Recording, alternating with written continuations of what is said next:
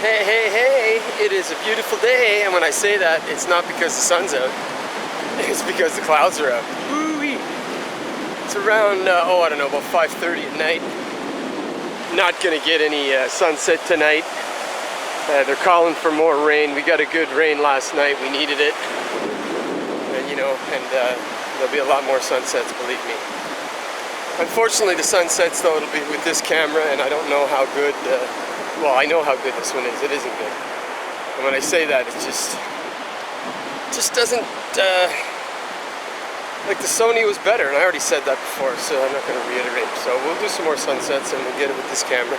I'll try some with the underwater camera, albeit it's fixed, it's a fixed lens, right? There's no zooming, there's no nothing, so. Doing the standard walk into town, gonna get some food.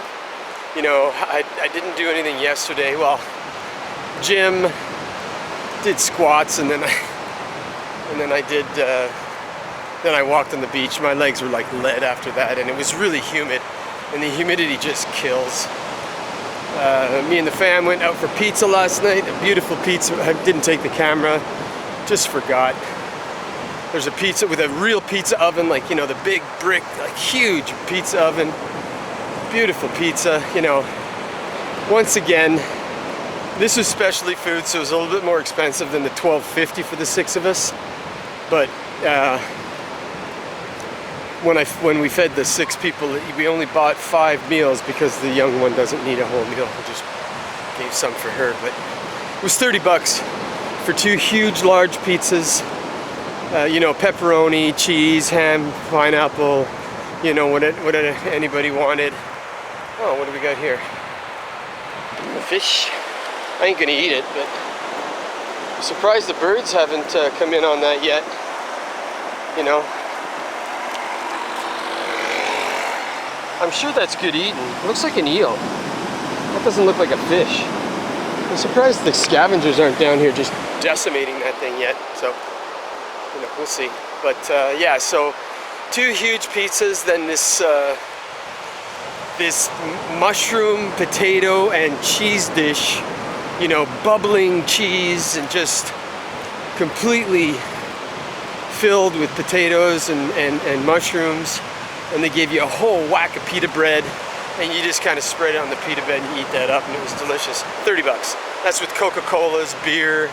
You know, for the people who want to have beer, which was not me, which is the father has beer, you know, as he's a normal human and he can have beer, so. But we were full when we left that place, man. $30 for 2 huge pizzas, the cheese, potato, mushroom dish, you know, Coca-Colas for me and the kids, you know, and mom got water. You know, you just can't go wrong, right? Back home, when the wife and I get like a large pizza and if we get a large pizza, a couple of Cokes, it's gonna be $40. So, you know, and that's a half pepperoni for me and a half veggie for her, you know. But yeah, you can't beat the food price here. I just hope it stays like that, you know. I don't want to see this jewel get ruined.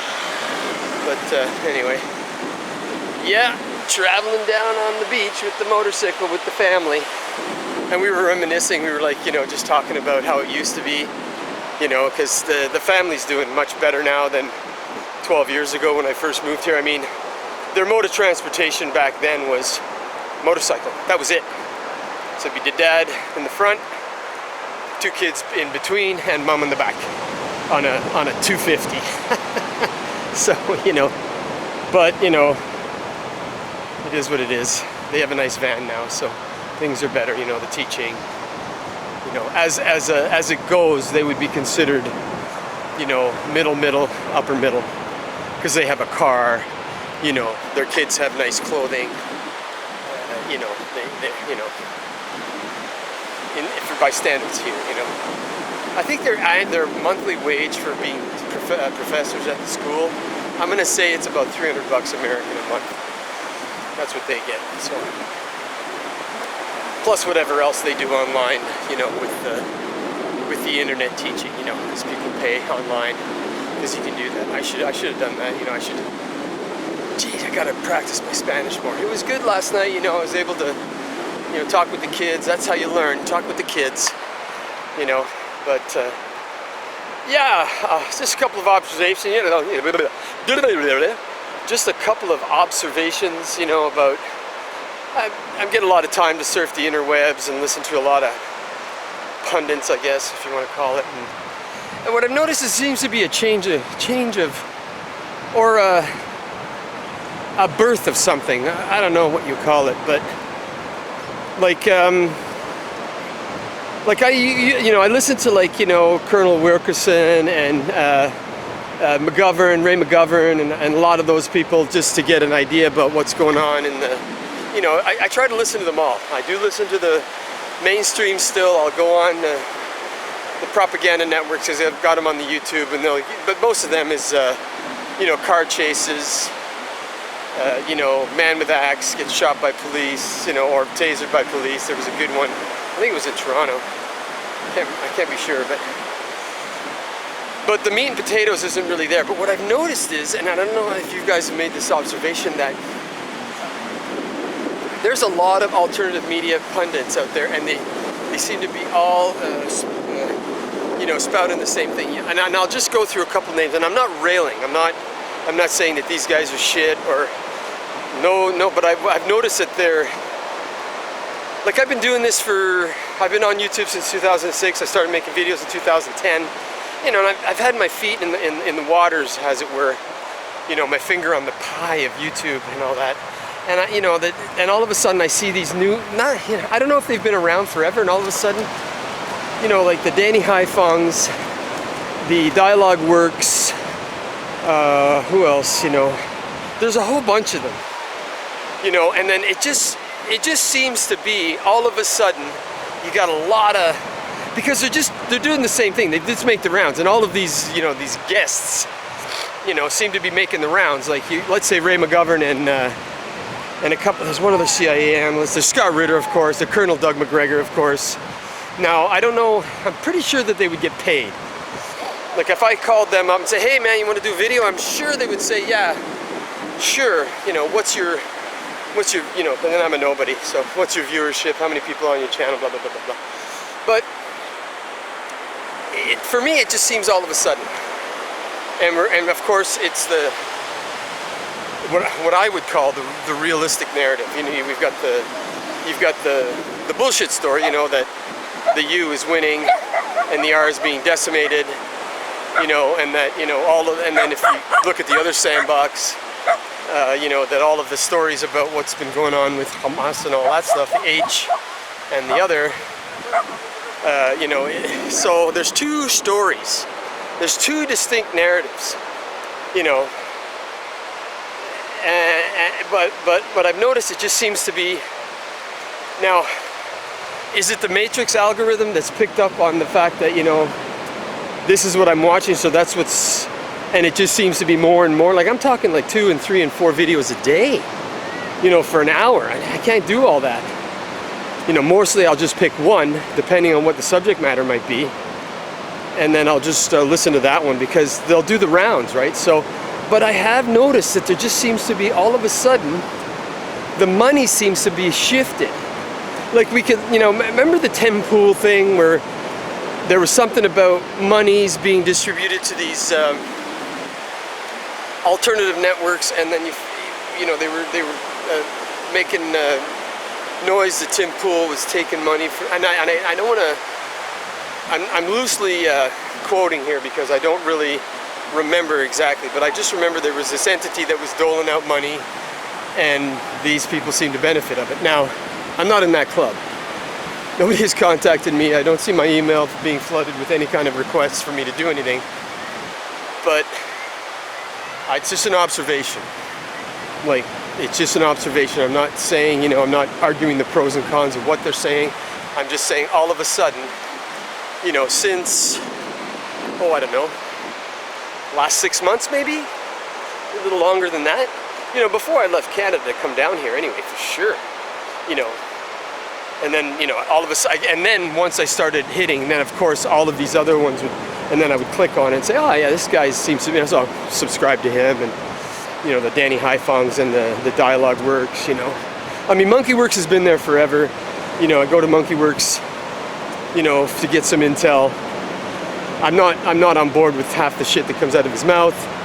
You know, you know, because you know, I'm not of that mind, right? I don't believe in what he's purporting to as a truth or whatever. But you know, that's his choice, right? That's his channel. If he wants to, you know, believe in Bigfoot or whatever, that's his choice, you know. But we do seem to be on a path. I'll tell you that for nothing.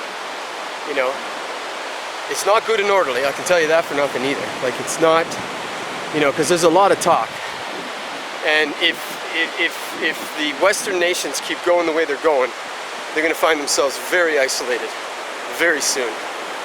So, you know, you got to be careful who you back. You know, are you sure you want to back that horse? You know, you sure you want to make that bet? You know, so.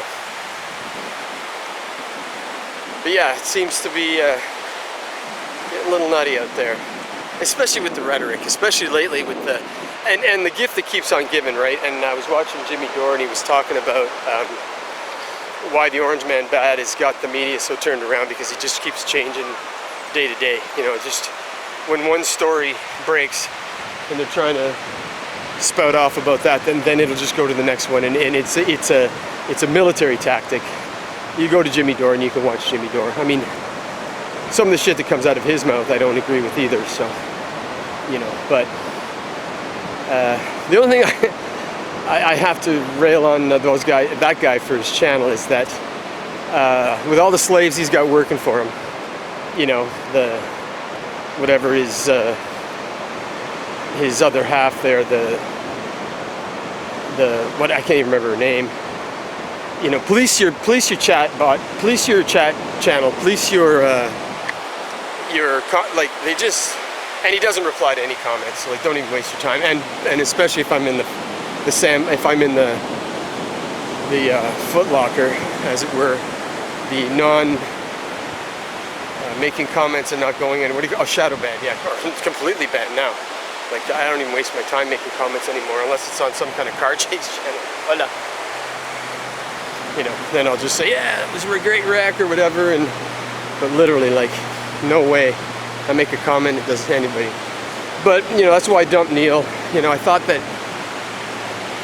you know, these guys, it's like, don't you read the comments? Don't, you know, you try and say something, they'll ask a question. Only if you send money, eh? Only if you send money, especially we're doing a lot. Yeah, let's say, you know, super chat. You know, Due Dissidence is horrible for that, in my opinion, you know. And then it almost feels, and this is an observation as well, that, and I'll only say this about Jimmy's channel, is the comments that come through are just so, well, some of them, like, I'd say maybe 10% of them are, you know, legit questions and stuff like that. The rest seem like, not bots, but people who have been given money to comment, and they're all banal, stupid, you know, coded, whatever, maybe some Q nonsense if you want to use that, you know, or whatever, and, you know, because I'm not a Q person, right? So, but what I have noticed too, as they rail on the conspiracy theorist, you know, thank you, because we've been right about everything, you know.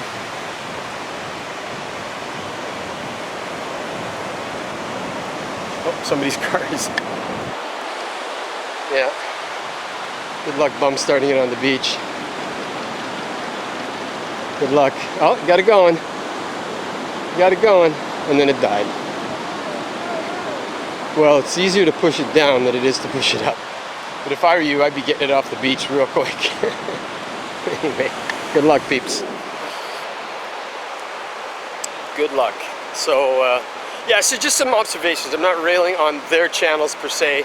I'm just noticing that, you know, Dore was a comedian. You know, he's made his money from the before years. You know, the Keaton Weiss Dudissidence, Russell Dobular. I think Dobular was a horse carriage driver and, you know, a comedian in his own right, but I don't, you know, the rest of them, it just seems that this is all they do, you know, so I don't know. What can I tell you? It reminds me of my buddy back in the day, had a Cavalier, 1991 Cavalier RS in Nova Scotia, and we had there's a beach like this, sort of, kind of, and he took his car on the beach and drove it in the salt water, man. And we were just like, oh, dude, what are you doing? Salt water doesn't like vehicles, or vehicles don't like salt water. Actually, salt water loves vehicles. Vehicles don't like salt water. So, but, yeah, so just an observation, nothing, you know,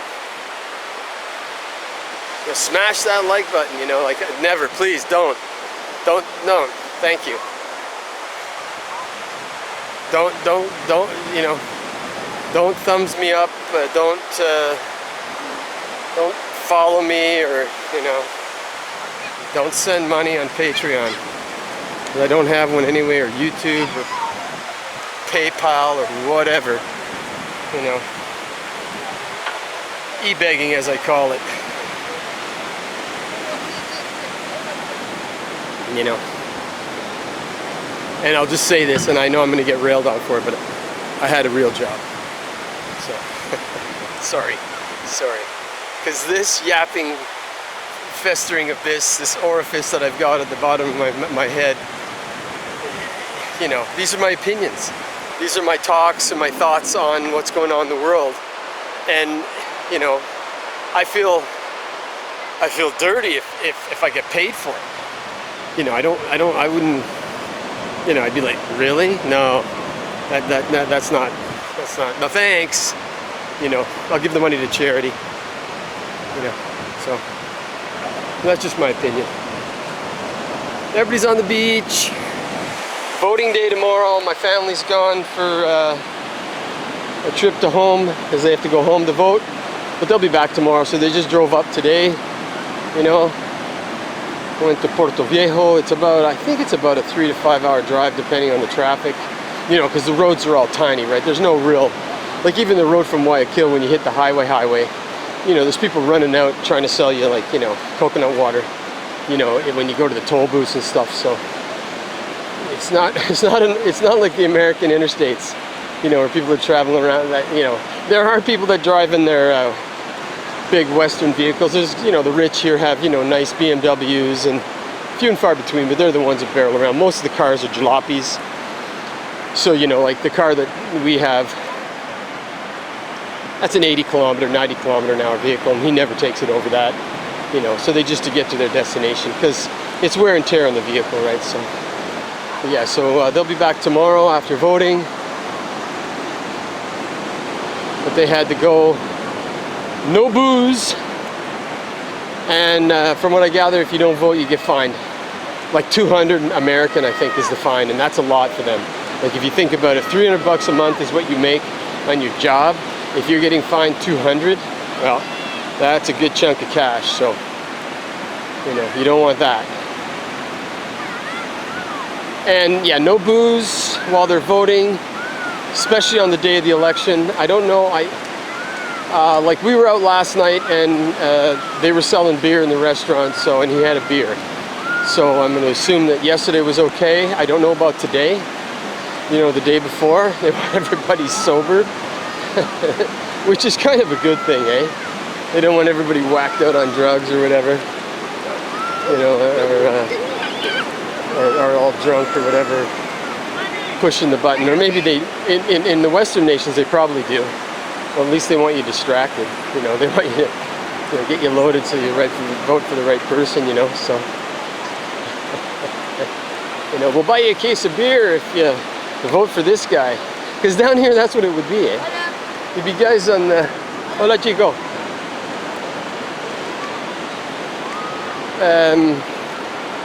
There'd probably be a lineup of people, like, for the politician, right? You know, doling out, like, beer gifts or whatever. Yeah, vote for me, I'll give you a beer. You know, whatever, I don't know. It could be like that, because, you know, this is a third world country, right? But I noticed one thing too, as of late. Like especially when I go down for a swim at night, you know. Now, you could get ripped off. Of course you could. But I see a lot of people leaving their shit, you know, and just walking down, going, you know, people going surfing, leaving their bicycle, and you know, your bicycle's not just, nobody's going to come running down and grab your bicycle and your sneakers and everything and take off with it. So, you know, it's relatively good that way. Now, if you leave your bicycle and go home and forget it for a couple hours, yeah, it's going to be gone. It's like Liberia, you know, playing baseball once and left my glove, or not my glove, the glove I had borrowed. And, you know, in the excitement of the moment, because it wasn't my glove, so I wasn't, you know, keeping it next to me, I left it and I went, oh crap, the glove, and I went running back and the glove was gone. So, you know, that kind of stuff is going to happen. But if you're in the big city, I'm sure there is going to be like I watched a video from a couple years ago in Guayaquil, people are all sitting down in a little, you know, a little bodega, if you want to use that word, or like a little family restaurant, you know, they're having their sausages and fries, their hamburgers and fries or whatever, and you know, a couple guys with guns come in and just take everything from all of the patronage, all the patrons in there, and just steal everything. And it's on CCTV, you know, big city, you know, criminals know where to hunt, right? Predators know where to hunt, right? That's what they learn. They learn that early. You know, they know where to go. So, but anyway, in Montañita, walk and talk video done. Yeah, unfortunately, yeah, no sunset tonight. You can just see those thunderclappers way out there. You know, just see the cloud, eh? What a beautiful walk though, 25 minutes. You know, it's not too hot today. The humidity is just nuts though, but it's not too hot today.